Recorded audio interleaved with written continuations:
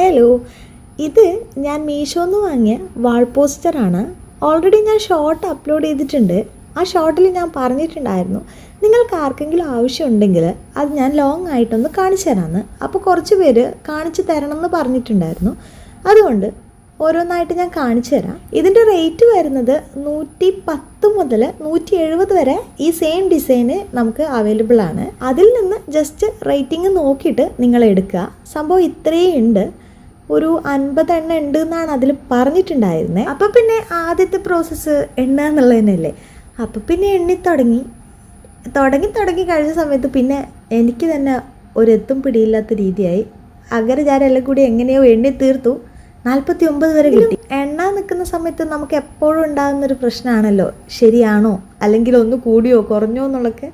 അപ്പോൾ പിന്നെ ഏകദേശം 50 സെറ്റാക്കി. ഇതാണ് ഓരോന്നായിട്ട് ഉള്ള വാൾപേപ്പേഴ്സ്. ഞാൻ ഓരോന്നായിട്ട് കാണിച്ചു തരാം. ഇതിൽ ഓരോ ഫ്ലോറൽ പ്രിൻ്റ്, അതുപോലെ തന്നെ നമ്മുടെ ഓരോ ഡിസൈൻസ്, കോഡ്സ്, അങ്ങനെയുള്ള ഓരോ ടൈപ്പ് ഉണ്ട്. അതിൽ കുറച്ച് എഴുത്ത് വരുന്നതായിട്ടുള്ള കുറച്ച് കാര്യങ്ങളുണ്ട്. കാണാൻ കുറച്ച് ക്യൂട്ടായിട്ടുള്ളതും അതുപോലെ ഹാർട്സിൽ പെടുന്ന ഫോട്ടോസ്, പാറ്റേൺ പേപ്പേഴ്സ്, അങ്ങനെ പല ടൈപ്പാണ് ഇതിൽ വരുന്നത്. ആദ്യമൊക്കെ ഞാൻ ഓരോന്നായിട്ടാണ് കാണിച്ചത്. പിന്നെ വീഡിയോന് കൂടുതൽ ലെങ്ത് ആവണ്ടെന്ന് വിചാരിച്ചിട്ട് 2, 3, 4 വരെ കാണിച്ചിട്ടുണ്ട്. ജസ്റ്റ് ഇത് നിങ്ങൾ കണ്ടു നോക്കുക. നിങ്ങൾക്ക് ഇഷ്ടമായിട്ടുണ്ടെങ്കിൽ ജസ്റ്റ് ഒന്ന് കമൻറ്റ് ചെയ്യുക. ഇത്തരം വാൾ പോസ്റ്റേഴ്സ് പൊതുവെ നമ്മുടെ റൂം മേക്ക് ഓവറും അതുപോലെ ടേബിൾ മേക്ക് ഓവറും ചെയ്യുമ്പോഴാണ് നമ്മൾ യൂസ് ചെയ്യുന്നത്. ക്വാളിറ്റി പറയുകയാണെങ്കിൽ നമ്മുടെ A4 സൈസ് അല്ലാതെ എന്താ പറയുക, കുറച്ചും കൂടി കട്ടിയുള്ളൊരു പേപ്പർ, ഒരു വാട്ടർ പ്രൂഫ് പേപ്പറൊക്കെ പോലെയുള്ള സാധനമാണ്. ഇതിൻ്റെ കൂടെ വോളിൽ സ്റ്റിക്ക് ചെയ്യാൻ പറ്റിയ കാര്യങ്ങളൊന്നും തന്നെ നമുക്ക് കിട്ടിയിട്ടില്ല.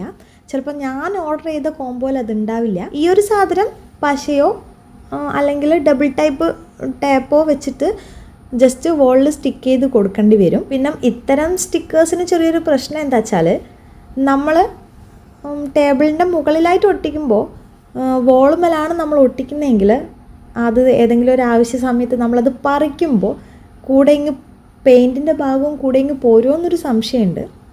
അപ്പോൾ നമ്മൾ ഒട്ടിക്കുന്ന പശ നല്ലോണം ശ്രദ്ധിച്ചിട്ട് നമ്മുടെ പാരൻസിനോട് ചോദിച്ചിട്ട് സെലക്ട് ചെയ്തിട്ട് ഒട്ടിക്കുക കേട്ടോ. വാൾപേപ്പർ പോയാൽ നമുക്കും പെയിൻറ്റ് പോയാൽ അവർക്കും വിഷമാവല്ലോ, അതുകൊണ്ടാണ്.